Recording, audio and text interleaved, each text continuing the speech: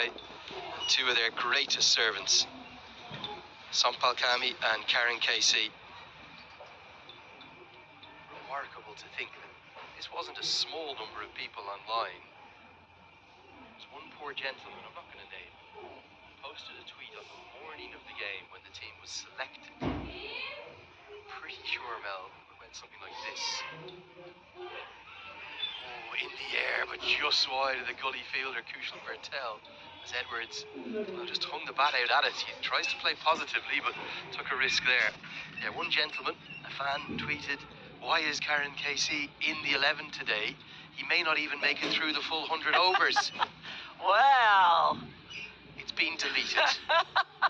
Subsequently, not before many Nepal fans called out their attention to that gentleman. Internet never forgets. Never forget.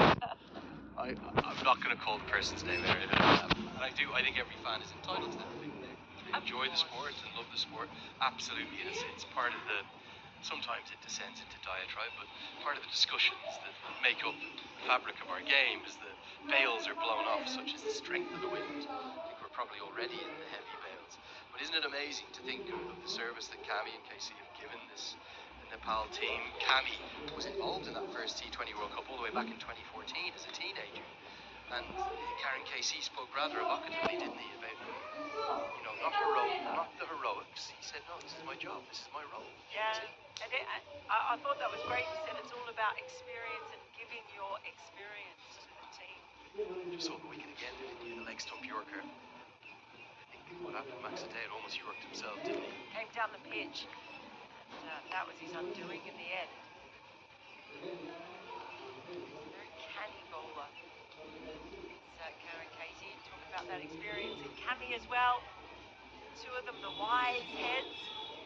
I did really love that. It wasn't about either of these two. It was about the team. It's really picking it up. It's making it very difficult. Lovely shot, though. Wow. A glorious stroke, Vikramjit Singh.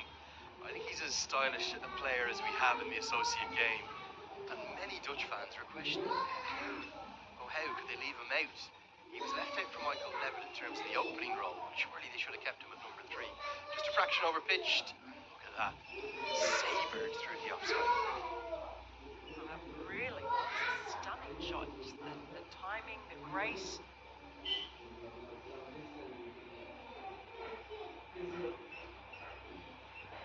Oh, no, good change of angle.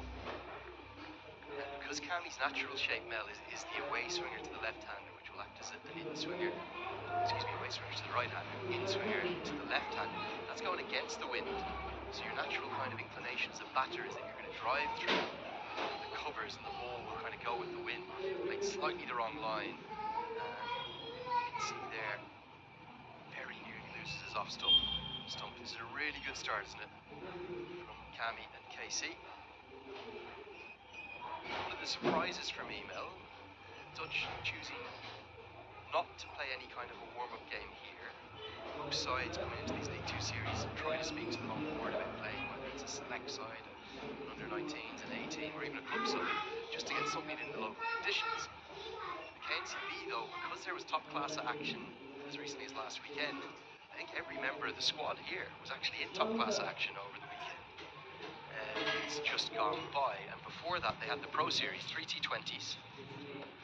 It's a tricky series this for the Dutch, isn't it? Because they're missing all their county players, and also very much of a focus, a laser focus on qualifying for the T20 World Cup in that European qualifier that will come up in the host. So the Pro Series matches are played in the T20 format. And then they'll have the T20I Tri-Series after this in Glasgow that will help them prepare for the World Cup qualifier. So it's almost like all the focus is on T20 cricket, but they have to then still keep their eyes on these 4 crucial ODIs too.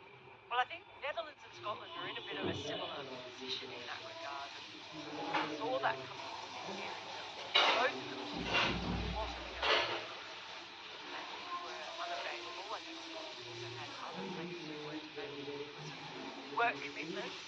It's just hard like certainly for Scotland cricket, where it's just not something where they can rely on having their best players available all the time.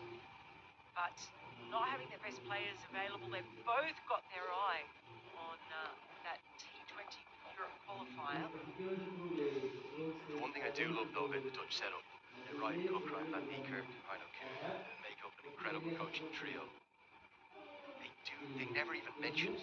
They don't talk about the players that are unavailable. They don't talk about the fact that they'd love to have Tim van der Hoogten and Fred Klaassen and Colin Ackerman, and maybe even Shane Snater and others in and around the team. Bas de Leede, of course they would love to have Bas de Leede. But they merely say whoever we've got available have to play the same brand of cricket. They call it a total cricket, or if you're a Ruud Gullit fan, that's driven, but it isn't as well, I think it covers. If you're a Ruud Gullit fan, you can call it a sexy cricket. That's the Dutch total cricket attitude. And what that